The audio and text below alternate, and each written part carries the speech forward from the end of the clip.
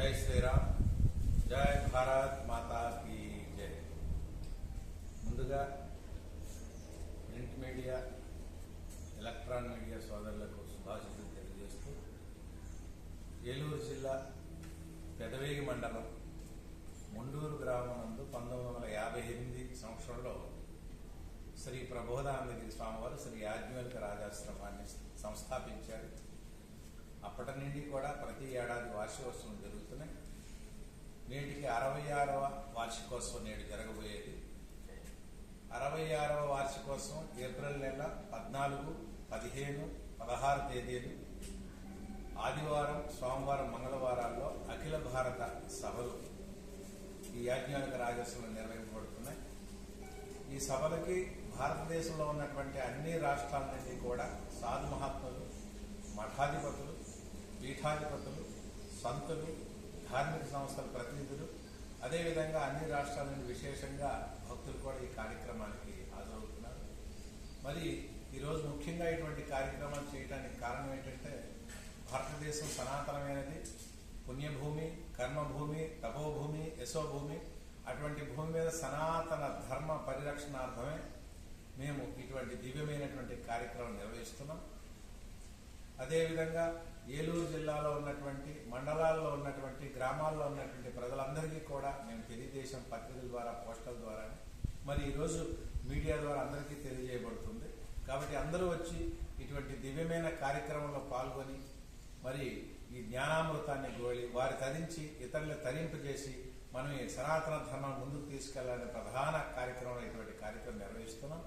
అదేవిధంగా ఏప్రిల్ 13వ తేదీ సాయంకాలం 4 గంటలకు ఏలూరు పట్టణంలో 300 మంది స్వామీజీలతో పాదయాత్ర కూడా శోభాయాత్ర చేస్తున్నాం. మరి అటువంటి దివ్య కార్యక్రమంలో అందరూ కూడా పాల్గొనాలని మేము కోరుకుంటున్నాం. ఎందుకంటే ఏలూరు జిల్లాలో అతి పురాతనమైనటువంటి ఆశ్రమం, అసలు సనాతన ధర్మ పరిరక్షణకు కావలసినటువంటి ఋషి పరంపరగా వచ్చినటువంటి ఆశ్రమాలు కనుమరుగైనటువంటి సమయంలో మేము ఇటువంటి కార్యక్రమాలు చేసి తిరిగి పునః ప్రతిష్ట ఆశ్రమాలు చేస్తూ సనాతన ధర్మ పరిరక్షణార్థం చేస్తున్నాం. అసలు సనాతన ధర్మము అంటే, సనాతనము అంటే అతి ప్రాచీనమైనది, పురాతనమైనది. అందుకే భగవంతుని కూడా సనాతనుడు అంటారు.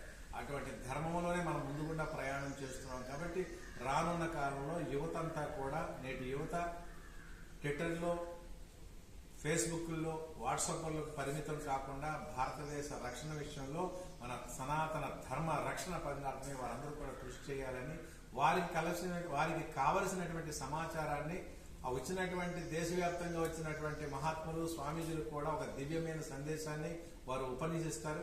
అది సనాతన ధర్మ విశిష్టత ఉంటుంది, వేదాంతం ఉంటుంది, జ్ఞానం ఉంటుంది.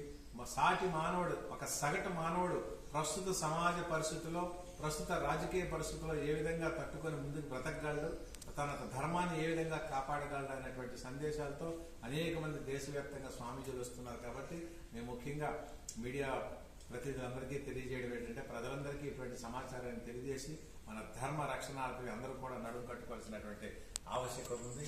మేము శ్రీకృష్ణ చరణానంద భారతి స్వాముల వారం శ్రీ యాజ్ఞవల్క రాజాశ్రమ పీఠాధిపతులు, అదేవిధంగా భారతీయ ధర్మ పరిషత్ జాతీయ అధ్యక్షులుగా చేస్తున్నాం.